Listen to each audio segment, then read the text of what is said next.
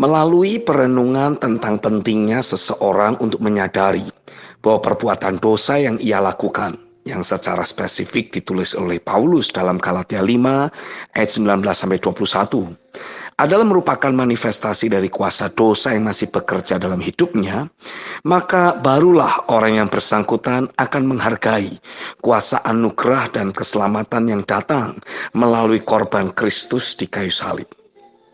Yang pertama, menjelaskan kuasa anugerah tanpa juga menjelaskan kuasa dosa dan akibat yang ditimbulkan oleh dosa dalam hidup manusia hanya akan membuat orang jadi meremehkan kuasa dosa yang bisa membinasakan dirinya.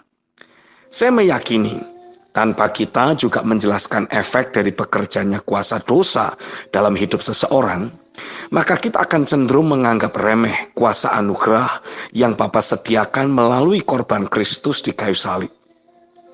Orang jadi cenderung meremehkan kuasa dosa dan efek akibat yang ditimbulkan akibat bermain-main dengan dosa.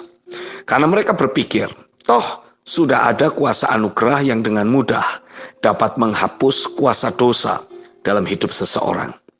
Padahal dalam kitab Galatia pasal 6 ayat 7-8 dituliskan, jangan sesat. Allah tidak membiarkan dirinya dipermainkan. Karena apa yang ditabur orang, itu juga yang akan dituainya. Sebab barang siapa menabur dalam dagingnya, ia akan menuai kebinasaan dari dagingnya. Tetapi barang siapa menabur dalam roh, ia akan menuai hidup yang kekal dari roh itu.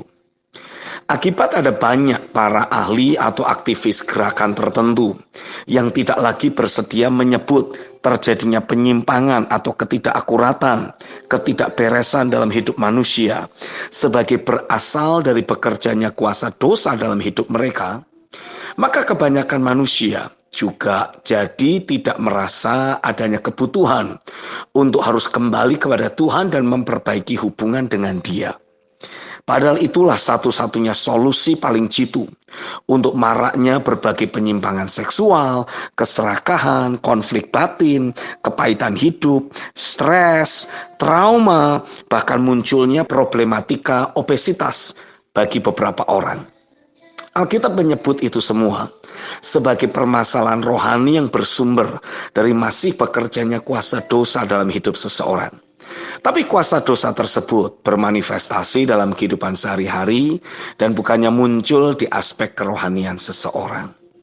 Sudah saatnya untuk kita kembali menyebut manifestasi dari berbagai perbuatan daging ataupun ketidakakuratan hidup yang ada sebagai manifestasi dari pekerjaannya kuasa dosa dalam hidup seseorang.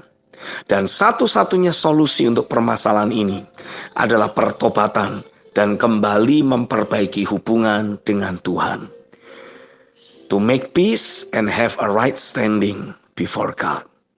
Yang kedua, Bapa di sorga tidak akan pernah menyuruh anaknya yang tunggal untuk mati bagi penebusan dosa manusia jika kuasa dosa tidak memiliki daya rusak dan daya hancur yang sangat mematikan. Hingga saat ini, hanya tinggal segelintir hamba-hamba Tuhan yang masih berkhotbah atau mengajar tentang dahsyatnya kehancuran yang ditimbulkan oleh kuasa dosa dalam hidup manusia. Kebanyakan sudah meninggalkan jenis khotbah seperti itu dan menggantinya dengan beragam jenis khotbah atau pengajaran tentang kemakmuran, kesuksesan, dan kekayaan, yang seringkali hanya berhenti pada level jenis kekayaan yang paling rendah, yaitu uang dan kekayaan duniawi. Sesungguhnya, manusia membutuhkan dimensi firman dan roh yang akan membawa mereka jadi makin serupa dengan Kristus dalam kehidupan sehari-hari ini. Yang saking cintanya pada kebenaran akan membuat orang-orang percaya yang bersangkutan jadi rela mengorbankan apa saja, meninggalkan apa saja demi untuk bisa terhubung dan memiliki kemuliaan kerajaan sorga. Tanpa seseorang betul-betul kembali kepada Tuhan dan membangun keterhubungan yang sejati dengan keberadaannya, manusia yang bersangkutan akan terus hidup dalam bayang-bayang kuasa dosa.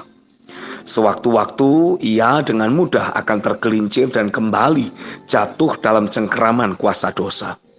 Itu sebabnya Bapa di sorga mengutus anaknya yang tunggal untuk mati bagi penebusan dosa, sehingga setiap orang yang percaya kepadanya akan disatukan dengan kematiannya oleh Bapa.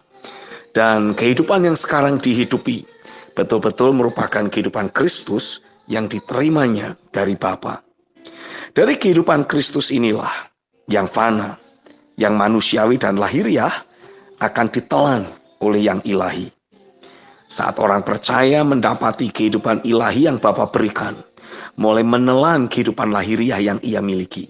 Kehidupan orang yang bersangkutan akan mulai Tuhan pakai untuk menelan maut.